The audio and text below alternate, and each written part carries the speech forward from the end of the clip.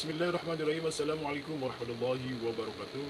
Perkenalkan, nama saya Khairuddin dari Prodi Hukum Ekonomi Syariah yang akan mempresentasikan mata kuliah saya guna menyelesaikan tugas ulangan tengah semester, yaitu mata kuliahnya Pendidikan Anti Korupsi. Langsung saja saya akan mempresentasikan makalah saya yang berjudul Analisa Kasus Korupsi.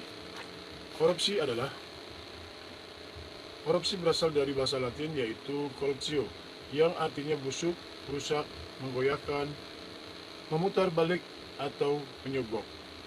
Menurut Dr. Kartini Kartono, korupsi adalah tingkah laku individu yang menggunakan wewenang dan jabatan guna yang mengandung keuntungan dan merugikan kepentingan umum.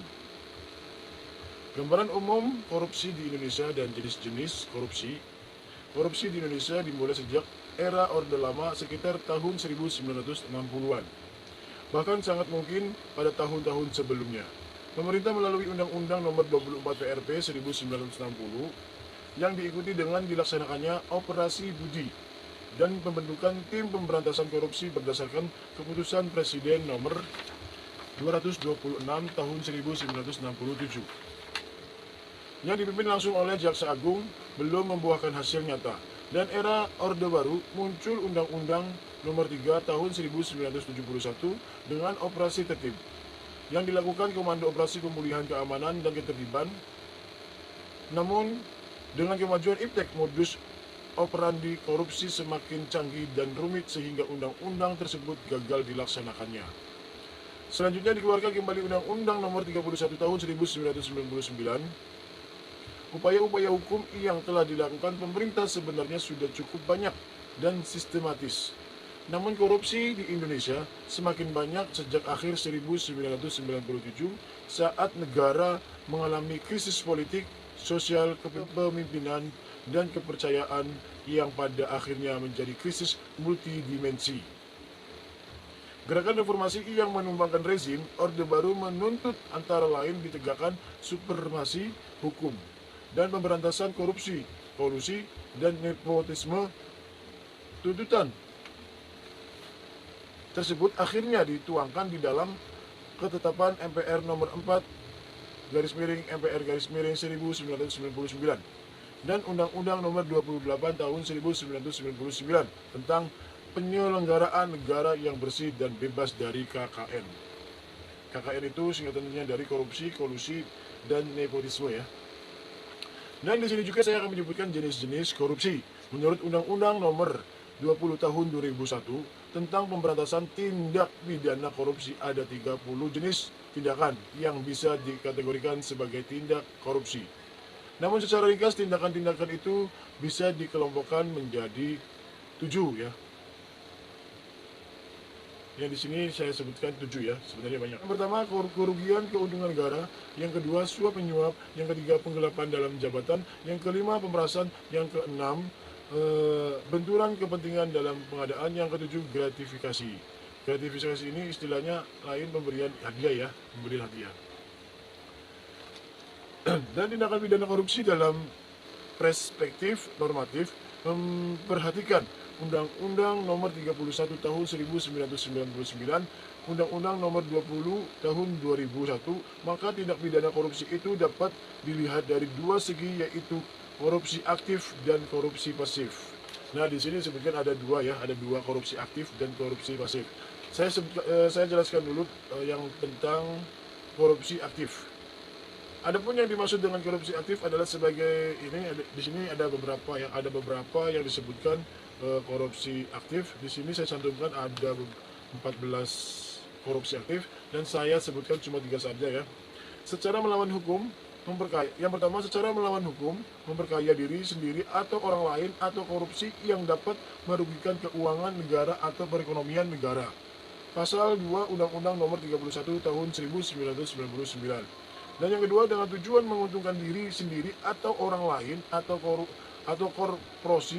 korporasi yang menyalahgunakan kewenangan, kesempatan, atau dapat merugikan keuangan negara atau perekonomian negara. masuk pasal 3 Undang-Undang Nomor 31 Tahun 1999. Dan yang ketiga, memberi hadiah kepada pegawai negeri dengan mengingat kekuasaan atau wewenang yang melekat pada jabatan atau kedudukannya, atau oleh pemberi hadiah atau janji dianggap melekat pada jabatan atau kedudukan tersebut. Pasal 4 Undang-Undang Nomor 31 Tahun 1999. Selanjutnya, ini mempersingkat ya. Korupsi yang kedua yaitu korupsi pasif adalah sebagai berikut. Di sini saya juga disebutkan ada 7 macam korupsi pasif ya. Saya sebutkan 3 saja. Yang pertama, pegawai negeri atau menyelenggarakan negara yang menerima pemberian atau janji karena perbuatan atau tidak berbuat sesuatu dalam jabatannya yang bertentangan dengan kewajiban. Pasal nomor 5 ayat 2 Undang-Undang Nomor 20 Tahun 2001. Dan yang kedua, hakim atau advokat yang menerima pemberian atau janji untuk mempengaruhi putusan perkara yang diserahkan kepadanya untuk diadili atau untuk mempengaruhi nasihat atau pendapat yang diberikan berhubung dengan perkara yang diserahkan kepada pengadilan untuk diadili. Pasal 6 ayat 2 Undang-Undang Nomor 20 Tahun 2001. Yang ketiga, orang-orang menerima penyerahan bahan atau keperluan Tentara Nasional Indonesia atau Kepolisian Negara Republik Indonesia yang membiarkan perbuatan curang sebagaimana yang dimaksud dalam ayat 1 ya, huruf A atau C Undang-Undang Nomor 20 Tahun 2001 pasal 7 ayat 2 Undang-Undang Nomor 20 Tahun 2001. Terobosan selanjutnya ya, terobosan yang bersifat sistematik untuk meminimalisasi kerugian yang besar dalam pemberantasan korupsi. Pemberantasan korupsi dimaknai sebagai serangkaian tindakan untuk mencegah dan memberantas korupsi melalui upaya koordinasi, supervisi, monitor, penyelidikan, hingga penuntutan dan pemeriksaan di pengadilan dengan peran serta masyarakat.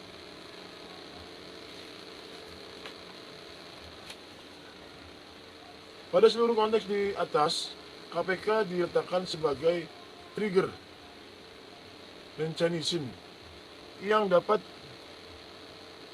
digunakan untuk mengoptimalkan pemberantasan korupsi. Untuk itu, salah satu peran yang harus dilakukan KPK tidak hanya adanya peningkatan dalam pemberantasan sehingga pengamanan menjadi profesional, intensif, dan berkesinambungan, tetapi juga mendorong dan membangun sistem yang memungkinkan lembaga penegakan hukum lain mempunyai profesionalitas dan integritas serta kinerja seperti KPK. Berdasarkan persyarat di atas, maka perlu dilakukan sebagai program lainnya untuk mengoptimalkan upaya pemberantasan korupsi yang bersifat sistematik.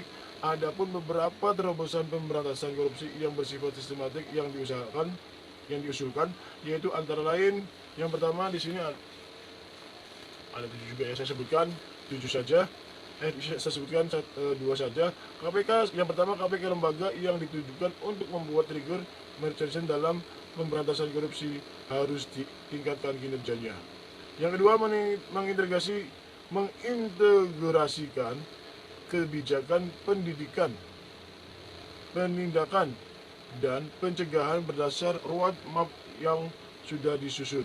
Oleh karena itu, kelak di setiap kebijakan penindakan harus diserta tanda tangani serta dengan kebijakan pencegahan sehingga akan ada sinergitas dan konsolidasi program.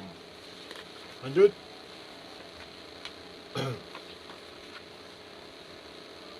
Yang kedua ya, lanjut ya. Ada upaya untuk membangun program strategis untuk menciptakan program pemberantasan korupsi yang lebih sistematis, yaitu antara lain dapat dikemukakan beberapa pilihan program. Program yang pertama yaitu dilakukannya penanganan kasus yang bersifat selektif yang sudah dalam pipeline KPK. Yang kedua, diwujudkan suatu LHKPN yang dikhususkan untuk lembaga penegakan hukum dikaitkan dengan program. Itu saja, cukup sekian dari saya. Apabila dari penyampaian saya putus-putus atau kurang jelas atau gerak-gerok atau pedot, ya, mohon maaf yang sebesar-besarnya. Saya juga masih belajar, mohon maklum ya. Itu saja yang saya sampaikan. Akhir kalam, wassalamualaikum warahmatullahi wabarakatuh.